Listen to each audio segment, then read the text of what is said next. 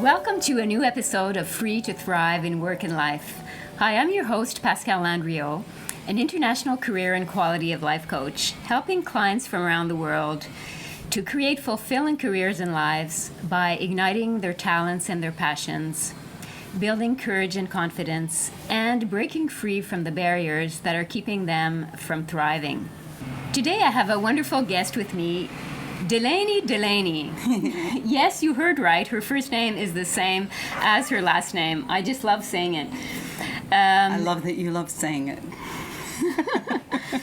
So Delany has been working for over 25 years, helping people to help themselves. She works with different modalities, and what's unique about her is that she does it mostly through voice.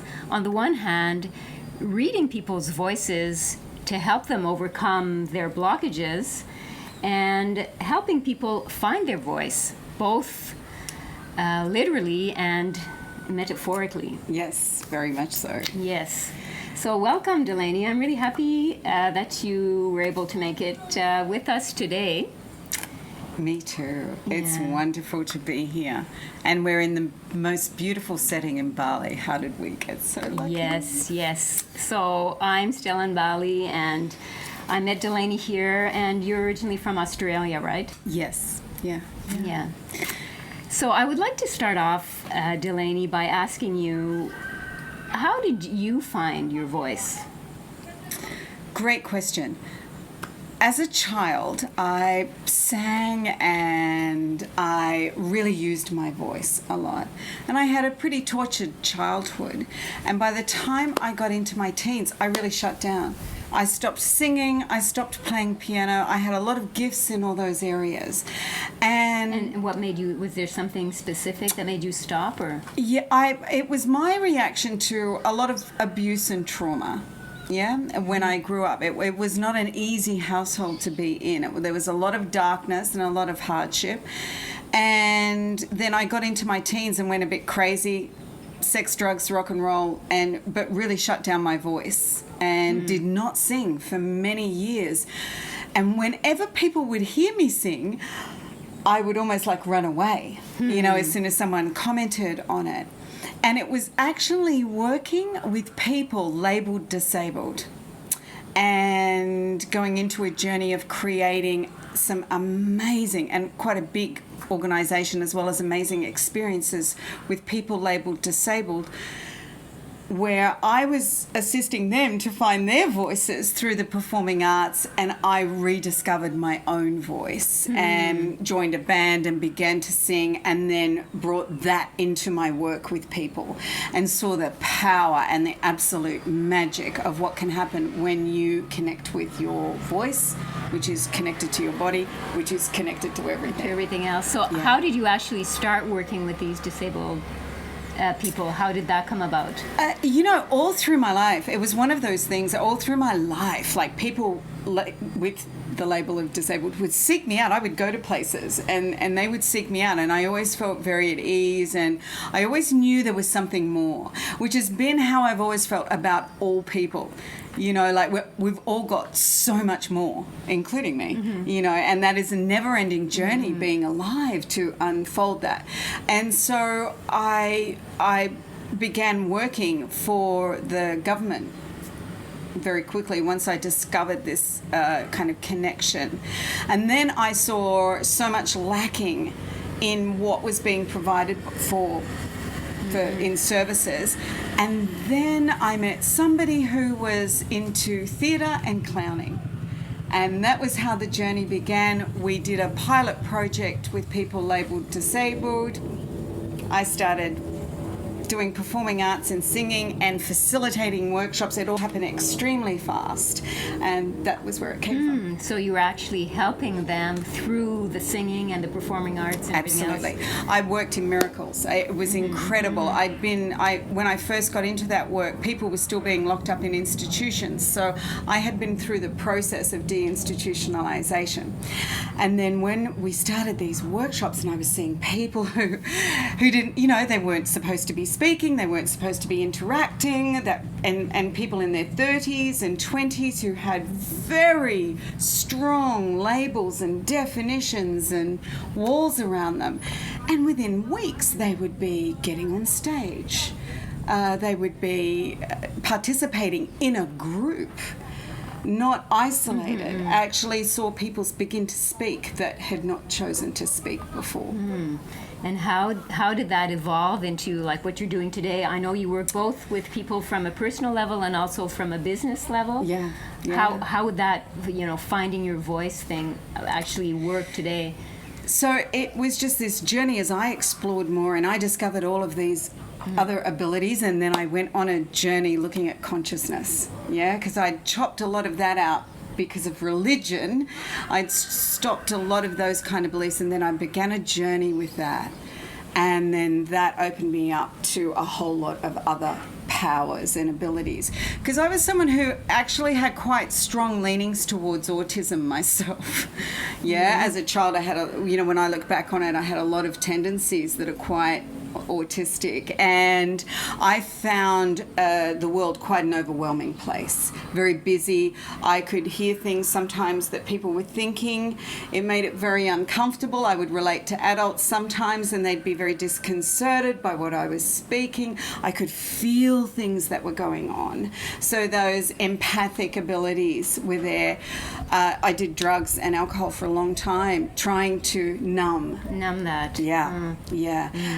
And then once I began that journey, I'm so grateful to that community of people labeled disabled, because they gifted me so much in finding myself.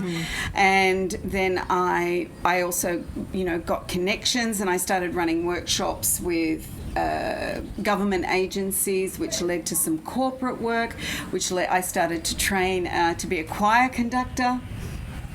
And from that, I started to really step into some corporate work, and that led to also including leadership qualities and looking at business and teams and how people could work together. And how do you deal with that empathic side? I'm sure there's a lot of people that are listening that are probably empathic, and it's kind of hard to differentiate, where the other person ends and where you begin and all that. How do you actually deal with that today?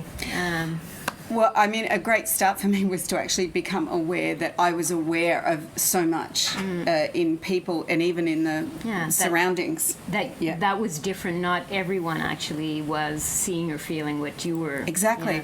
That so many of us think that what we experience, everybody experiences. And it can be surprising to know, no, not everybody experiences the world in the same way.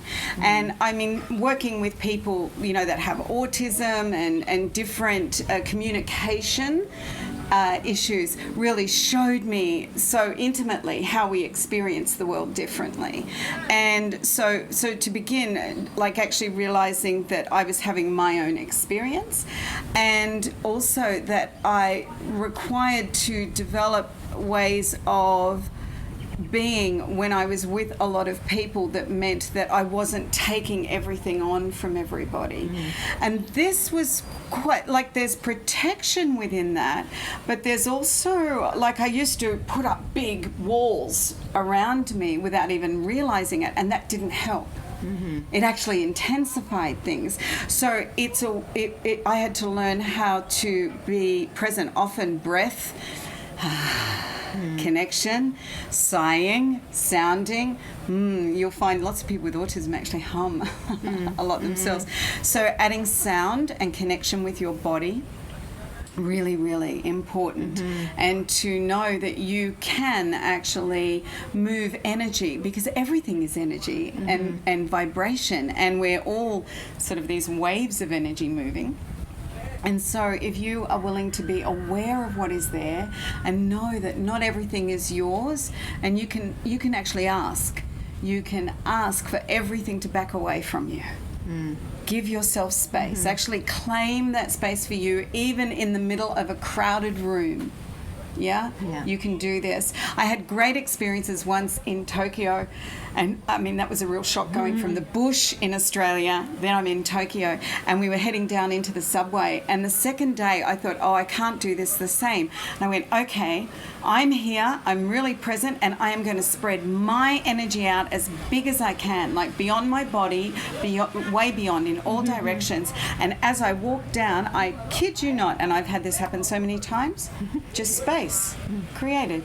And when I got onto the subway train, it wasn't that there was a lot of space around me, but there was space. So, Delany, how do you actually maintain the connection while you're actually, keeping whatever energy from, coming onto you? How do you do both at the same time? So it takes a little bit of practice, but you have to be present with yourself. You really have to be present. You have to make sure you are in here. Might sound strange to some people, but so often we're actually out there somewhere. We're not even totally embodied. So presence, really important. And breathing, connect with you. And you actually ask the spirit, the being, the energy that is you to expand out in all directions. Go big, go big. And you will actually feel space come into your body. And that means that then you are aware. And you know, and you don't have to take things in. You're reminding your body that you don't have to take this on. And you get to still receive information, but not take it into your body and not take it on. And unhook all of the regularly, especially if you're in a busy place, like unhook from those energies, because people hook into each other without even realizing, and they're not even being nasty. It's just, we're really unaware most of the time, so many of us, and throw a hook out, and so you're actually being impacted by that. So you need to be the one going, actually, no, everything that's not me, I'm destroying and uncreating it. And I love, recently I did a theatre course, and we did this undo the hooks and plug it into unconditional love, and I just loved that. That was another element, and I think a really easy way to get to practicing. Oh, great. Could you tell us, perhaps, give us an example? I'm really fascinated by this, being able to read someone through their voice. Could you perhaps explain a little bit how you do that, or give us an example that you would actually, or that you experimented with a client around that? Yeah, absolutely. It's our voices are like they're an intrinsic part of our interaction with the world, and so when you start to really listen, and listen with even more than just the five senses, you start to be able to hear in people's voices. Like even now, I can hear a little bit of crunchiness in my voice. I woke up at 3:30 this morning. I'm a little bit tired, and I'm sitting on my vocal folds. So even just in that, I can hear that. So I can hear those kinds of things in people's voices, because I have a great belief and a great knowing of the power of voice, the power of our own sound to heal, and the power of our sound to heal and bring joy and connectedness with each other. I listen to people, and I start to get information, like I'll be listening to them and I can hear things, and I'll end up asking a question around, so, you have volume there and you hold it and then you pull back. So is this a pattern in your life where you give it all and then go, whoa, and pull back? And 99.99% of the time, it's going to be yes, and then we can go further. So the voice is actually a reflection of what's going on inside the person, and you can sense every little thing. Does it work better like over the phone when you're not actually in front of the person, or not necessarily? It really doesn't matter. I've had great success online with visuals, on the phone, or in person. There's a really special thing. I love it in person, because then we're really we're right there. But it's really effective online as well. And what else is the magic with voice? You can then get people particularly to sing, but I've done it with people speaking, I've done it with dancers, and I've done it with people as they play an instrument. Same thing goes on, and because this is your voice in the world, this is the expression of you. Yeah, what you do in one area is like how you do life in general. Yeah, exactly. Yeah, everything's interconnected, isn't it? You know, and so then I'll get people singing. I'll use one of my most recent clients. I just really loved it. Very wonderful woman, very powerful, really stepping into her power. And we did a 30-minute session, and the second session, within a week, her voice had actually changed. She'd begun singing for the first time in years and years, just singing around the house, singing in the car, not trying to make herself sing. She was finding herself singing. And this led to a whole change in how she's speaking. She now opens her mouth and articulates. I could hear the change in her voice. And so this release, because then when you find something that's sticking someone or not working, then you can use tools to release that. The voice actually contributes to this release with the body, because everything's vibration. So it assists in that release. And then people actually receive a change, an increase in connection to themselves, a confidence steps in very, very quickly. Awareness of themselves in the world in a different way. It's interesting because it's like the voice serves as a tool, but it also serves almost as an element to measure after the change. Absolutely. Yeah. It's amazing. Yeah. It really is Very amazing. interesting, yeah. Really is amazing. And it's also, like so many of us, we've forgotten how to have fun. Like if you look at children, they just give us so much information. They play and they sing. They don't care how they sound, right? They're not judging themselves until somebody else comes along and tells them they can't sing. So it's intrinsic to our nature to sing and vocalize, yeah? And so many of us have gotten so paranoid about it, or we don't like to do it, or we hide, you know, we're good on the phone, but we don't want to be in front of a camera. We don't want to be seen. We don't really want to be heard, even though we do want to be heard. We're all desperate to be heard, really, yeah? And so when you get someone singing that is uncomfortable with singing, wow. The world just opens up because they've dropped a whole pile of stuff. They've dropped a whole pile of barriers that they're not coming back anymore. You know, they've released themselves from a limitation mindset. And also, you know, I've worked with professional singers and worked with them around energy and the ability to use energy and pull different kinds of energies in and watch people tap into spaces with their own singing in 25 years that they had never tapped into before. Wow, that's amazing. And again, it really was about the release, about perceiving things, asking questions, and them going, oh, wow, I've been holding myself back with this belief. This is what's sitting there. Very exciting stuff. Oh, very exciting. What about for you, like what has been your biggest challenge, either for yourself or working with this over the years? And I think for me, my biggest challenge has been getting in my way. I think there'll be a few people getting that in your own way? Yes, I think there'll be a few people really relate to this, and not being willing to really use my gifts, even though some people can look at me and go, oh yes, you know, she's a leader and she does this, and what I'm able to contribute, I've just stepped into, really. Okay, so woo. Yeah. It's going to be powerful soon, right? If you're just stepping into it now. Yeah. And it's such, like, for anyone watching, like, please, we can so easily go to this space of using excuses, and I don't want to be an ego tripper, and I don't want to, you know, I don't want to be seen to be this, or I don't want to disappoint people, or I need to learn. I've only done 1,500 courses so far, and I need to do another one before I can get out there. Please just step out and begin the journey. And if you're already on it, keep going and know that you do know, because we hold ourselves back so much, and that is actually robbing the world of energies and abilities and a unique perspective that nobody else brings. Yeah? Yeah. You know what? I was going to ask you if you had one last thing you'd like to share, but to me, this is just ending it beautifully. So I think we're going to leave it at that. Yeah. And so thank you very much for listening. Thank you so much, Delany, for sharing your voice with us today. And been a delight.